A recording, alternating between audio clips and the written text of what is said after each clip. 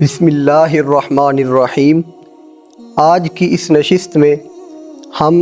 جس مقدس، پاکیزہ اور مبارک ہستی کا ذکر خیر کرنے جا رہے ہیں کہ جن کی محبت کے بغیر ایمان اور قربانیوں کے بغیر اسلام مکمل نہیں ہوتا، وہ ذات کہ جن کا اسم گرامی آتے ہی اہل محبت اور اہل ایمان کے دل عقیدت اور نیاز مندی سے جھک جاتے ہیں۔ میری مراد جناب سیدنا امیر المؤمنین خلیفہ اول بلا فصل سیدنا ابو بکر الصدیق رضی اللہ تعالی عنہ۔ آج کی اس نشست میں ہم آپ رضی اللہ تعالی عنہ کے اصل نام، آپ کی کنیت اور آپ کے القاب کے بارے میں جانیں گے کہ وہ کس نے رکھے اور ان کی وجوہات کیا بنی۔ زمانہ جاہلیت کے اندر آپ رضی اللہ تعالی عنہ کا نام عبد الکعبہ تھا، اور اس نام کی خاص وجہ یہ تھی کہ آپ کے والدین کے ہاں جو بھی بیٹا پیدا ہوتا تھا وہ وفات پا جاتا تھا۔ آپ کے والدین نے یہ منت مانی کہ اگر ہمارے ہاں کوئی اب بیٹا پیدا ہوا تو ہم اس کا نام عبد الکعبہ رکھیں گے اور اس کو خانہ کعبہ کی خدمت کے لیے وقف کر دیں گے۔ پھر جب آپ کی ولادت ہوتی ہے تو آپ کے والدین آپ کا نام عبد الکعبہ رکھتے ہیں اور اپنی اس نظر کو پورا کرتے ہیں۔ پھر جب آپ دار اسلام میں داخل ہوتے ہیں اور حضور نبی اکرم صلی اللہ علیہ وسلم کے دامن اطہر سے وابستہ ہوتے ہیں تو نبی مکرم صلی اللہ علیہ وسلم نے آپ کا نام عبد الکعبہ سے تبدیل کر کے عبداللہ رکھا، اور یہ وہ مقدس نام تھا جو اللہ رب العالمین کو بھی محبوب تھا، اور حضور نبی اکرم صلی اللہ علیہ وسلم خود بھی اس کو بہت پسند فرماتے تھے۔ اسلام لانے کے بعد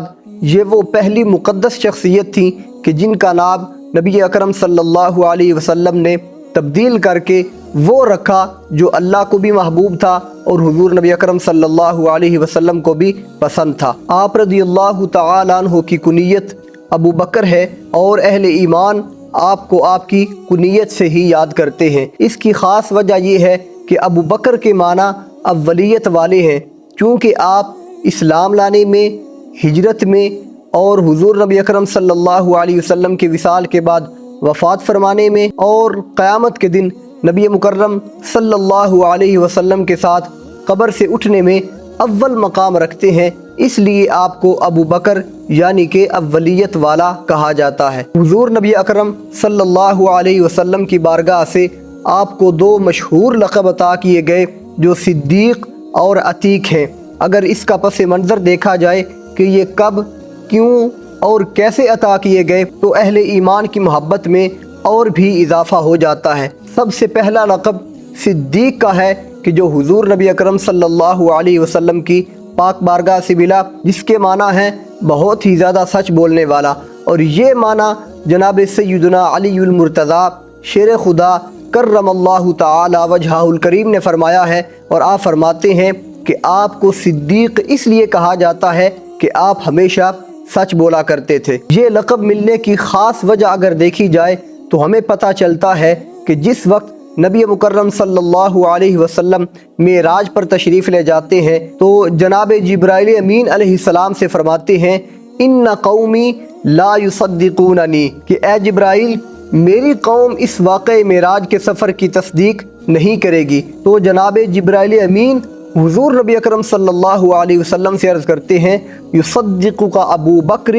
وہو الصدیق، کہ آپ کے اس سفر کی تصدیق ابو بکر کریں گے اس لیے کہ وہ صدیق ہیں۔ اور پھر چشم فلک نے یہ نظارہ بھی دیکھا کہ جب نبی اکرم صلی اللہ علیہ وسلم اس سفر سے واپس تشریف لاتے ہیں اور اہل مکہ کے سامنے اس سارے سفر کے احوال رکھتے ہیں تو وہ اس سارے سفر کا اور اس معجزے کا انکار کر دیتے ہیں، اور انکار کرنے والوں میں وہ افراد بھی شامل ہوتے ہیں جو ابھی نئے ایمان لانے والے تھے اور ابھی ایمان ان کے دلوں کے اندر راسخ نہیں ہوا تھا۔ ام المؤمنین حضرت اماں عائشہ صدیقہ رضی اللہ تعالی عنہا آپ فرماتی ہیں کہ جب یہ سارے لوگ حضور نبی اکرم صلی اللہ علیہ وسلم کے اس سفر معراج کا انکار کرتے ہیں تو اس کے بعد وہ حضرت ابو بکر صدیق رضی اللہ تعالی عنہ کے پاس جاتے ہیں اور آپ رضی اللہ تعالی عنہ کو یہ کہتے ہیں کہ آپ کے صاحب نے یہ ہمیں کہا ہے کہ میں راتوں رات مکہ سے بیت المقدس کی طرف گیا ہوں اور پھر آسمانوں کی سیر کرتے ہوئے صبح ہونے سے پہلے واپس بھی آ گیا ہوں۔ جناب سیدنا ابو بکر رضی اللہ تعالیٰ عنہ آپ ان سے فرماتے ہیں اَوَ قَالَ ذَلِكَ کہ کیا یہ واقعی حضور نبی اکرم صلی اللہ علیہ وسلم نے فرمایا ہے؟ تو وہ سارے یک بزما کہتے ہیں کہ ہاں یہ بات آپ کے صاحب نے کہی ہے۔ تو ابو بکر رضی اللہ تعالیٰ عنہ آپ یہ فرماتے ہیں لَإِن كَانَ قَالَ ذَلِكَ لَقَدْ صَدَقَ اگر حضور نبی اکرم صلی اللہ علیہ وسلم نے یہ فرمایا ہے تو یقیناً آپ نے سچ ہی فرمایا ہے۔ وہ دوبارہ حضرت ابو بکر رضی اللہ تعالیٰ عنہ سے کہتے ہیں کہ کیا آپ واقعی اس بات کی تصدیق کرتے ہیں کہ آپ کے صاحب رات کے اس قلیل حصے میں مکہ المکرمہ سے بیت المقدس گئے اور پھر صبح ہونے سے پہلے واپس بھی آ گئے؟ تو آپ فرماتے ہیں نعم میں اس بات کی تصدیق کرتا ہوں، اور پھر فرمایا انی لأصدقہ فیما ہوا ابعد من ذالک کہ میں تو آپ صلی اللہ علیہ وسلم کی ان باتوں کی پہ تصدیق کرتا ہوں، ان خبروں کی بھی تصدیق کرتا ہوں جو اس سے بھی زیادہ بعید از قیاس ہیں۔ فرمایا اصدقہ بخبر السماء فی غدوۃ او روحۃ کہ میں تو آپ علیہ السلام کی ان خبروں کی بھی تصدیق کرتا ہوں جو صبح و شام آسمان سے نازل ہوتی ہیں، یعنی کہ جو وحی الہی ہوتی ہیں، میں تو صبح و شام ان کی بھی تصدیق کرتا ہوں۔ حدیث پاک کے الفاظ ہیں فَلِذَالِكَ سُمِّيَ ابو بکر الصدیق پس اس سفر معراج کی تصدیق کرنے پر آپ رضی اللہ تعالیٰ عنہ کا لقب صدیق رکھا گیا۔ آپ رضی اللہ تعالیٰ عنہ کے اس لقب کی شان، عظمت اور اس کی تصدیق کرتے ہوئے مولا کائنات علی المرتضیٰ شیر خدا رضی اللہ تعالیٰ عنہ حلفاً یہ ارشاد فرمایا کرتے تھے لَأَنزَلَ اللَّهُ اسم ابی بکر من السماء صدیقا کہ یہ آپ کا جو لقب صدیق ہے یہ اللہ رب العزت نے آسمان سے نازل فرمایا ہے۔ حضرت مولا کائنات علی المرتضیٰ شیر خدا رضی اللہ تعالیٰ عنہ آپ سے عرض کیا گیا کہ آپ ابو بکر صدیق رضی اللہ تعالیٰ عنہ کے بارے میں کچھ ارشاد فرمائیے۔ تو آپ نے فرمایا ذاک امرؤ سماہ اللہ صدیقا